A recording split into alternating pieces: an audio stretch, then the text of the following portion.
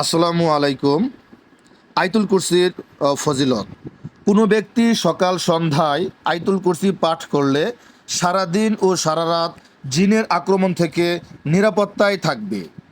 হাকিম অধ্যায় ফাজাইল কোরআন হাদিস নং 2064। রাতে শোয়ার সময় পড়লে শয়তান নিকটবর্তী হবে না।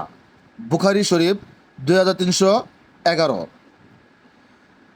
পাঁচ ওয়াক্ত ফরজ সালাতের পর পড়লে জান্নাত লাভে মৃত্যু ব্যতীত কোনো বাধা থাকবে না। নাসাই আস সুনানুল কুবরা। আসুন আয়াতুল কুরসি সহি শুদ্ধভাবে আমরা শুনে নেই।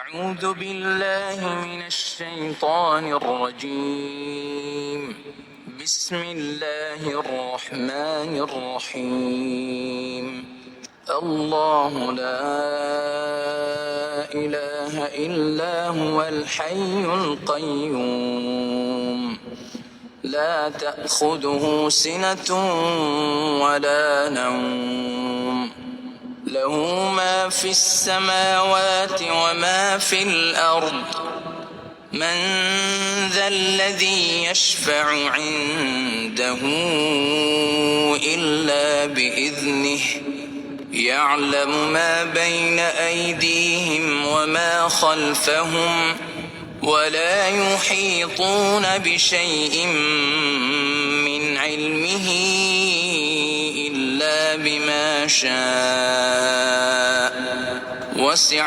كرسيه السماوات والأرض ولا يؤوده حفظهما وهو العلي العظيم অর্থ, আল্লাহ তিনি ছাড়া কোনো হক ইলাহ নেই। তিনি চিরঞ্জীব, সর্বসত্তার ধারক। তাকে তন্দ্রাও স্পর্শ করতে পারে না, নিদ্রাও নয়। আসমান সমূহে যা রয়েছে ও জমিনে যা রয়েছে সবই তার। কে সে যে তার অনুমতি ব্যতীত তার কাছে সুপারিশ করবে?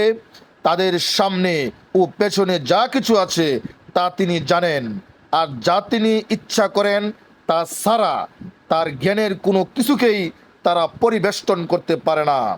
তার কুরসি আসমানসমূহ ও জমিনকে পরিব্যাপ্ত করে আছে, আর সেগুলোকে ধারণ করা তার পক্ষে কঠিন নয়। আর তিনি সুউচ্চ সুমহান। সূরা বাকারার 255 নং আয়াত। মহান আল্লাহ রাব্বুল আলামিন আমাদেরকে আয়াতুল কুরসি সকাল সন্ধ্যা পাঠ করার তৌফিক দান করুন। আয়াতুল কুরসি সকাল সন্ধ্যা পাঠ বলতে, যদি আপনি ফজরের ফরজ নামাজের পর এবং মাগরিবের নামাজের ফরজ নামাজের পর যদি পাঠ করেন, তাহলে আপনার সকাল সন্ধ্যা আয়াতুল কুরসি পাঠের আমল হয়ে যাবে। ধন্যবাদ সবাইকে।